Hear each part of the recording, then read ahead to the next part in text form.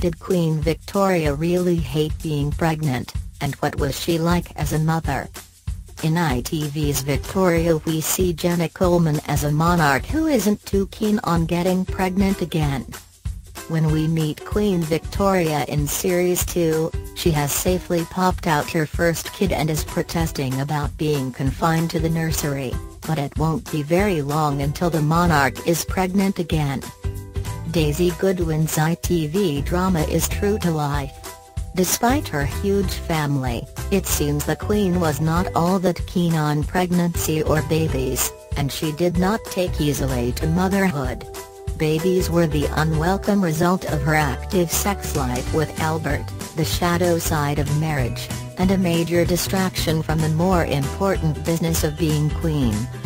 How many children did Queen Victoria have?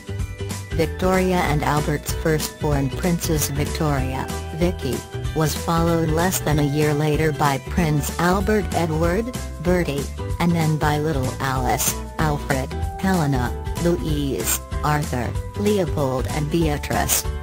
That makes a grand total of 9, born between 1840 and 1857.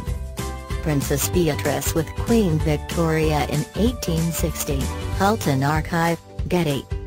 Unusually for the Victorian period, all of them survived into adulthood, although their youngest son Leopold suffered from haemophilia and died at the age of 30. Did Queen Victoria resent her babies? Modern writers have speculated that the Queen may have suffered from postnatal depression after many of her pregnancies.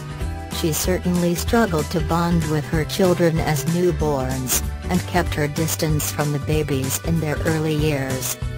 Little Vicky was born 9 months after the royal wedding. Queen Victoria saw her baby only twice a day, and certainly did not breastfeed. Within another year she had given birth to her male heir, Bertie, who would go on to become King Edward VII. After that she slowed down a little, but she still managed to have 9 within 17 years. Victoria and Albert with their son Prince Arthur, Rizjits/Getty. Despite her many pregnancies, Victoria seems not to have liked babies very much. Abstractedly, "I have no tender for them till they have become a little human," she once wrote. An ugly baby is a very nasty object, and the prettiest is frightful when undressed. Later she wrote to her eldest daughter that she was no admirer of babies generally and had been repulsed by her sons Bertie and Leopold, frightful. Aside from her feelings on babies, and the dangerous nature of giving birth in 19th century Britain, Victoria had other reasons to resent becoming pregnant. Each pregnancy took her away from her duties as queen. While Albert was happy to step in and take over, Victoria did not like to be sidelined, and this led to a power struggle within the marriage.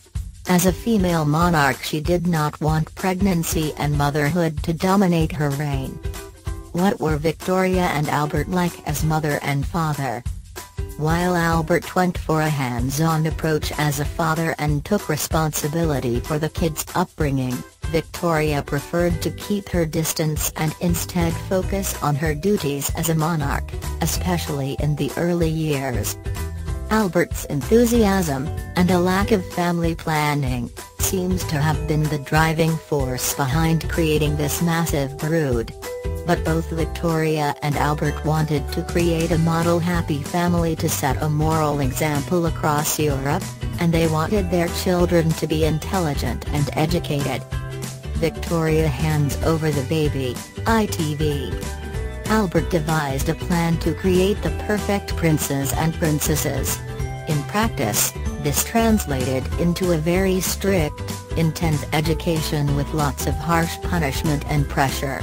Life was all about Latin, Shakespeare, French, piano, German, maths, geography, science, obedience and discipline.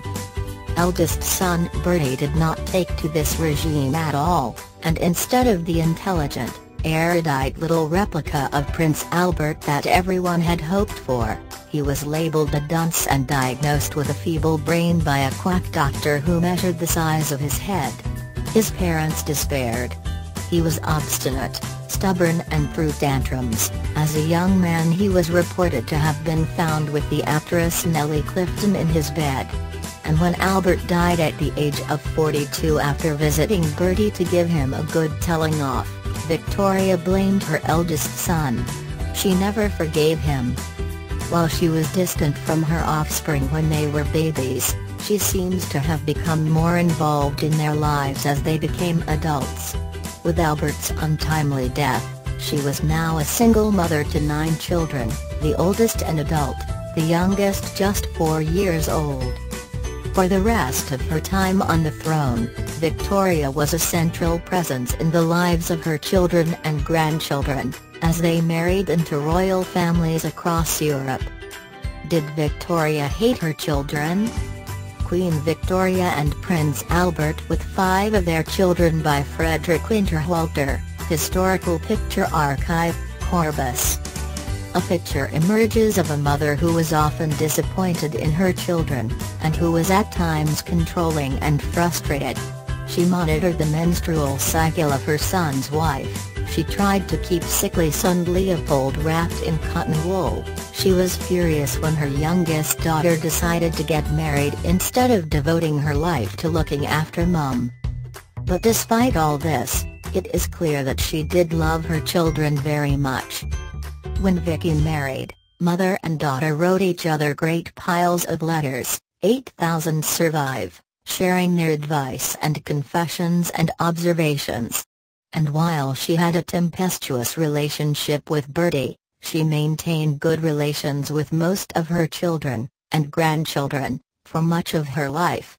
In lesser-known correspondence she wrote of her love for her children, and she shared her fear of losing them to an early death. Perhaps we only remember her as unloving because she wrote so honestly in her diaries and private letters, or because her correspondence was edited by men to leave all the icky feminine womanly stuff out.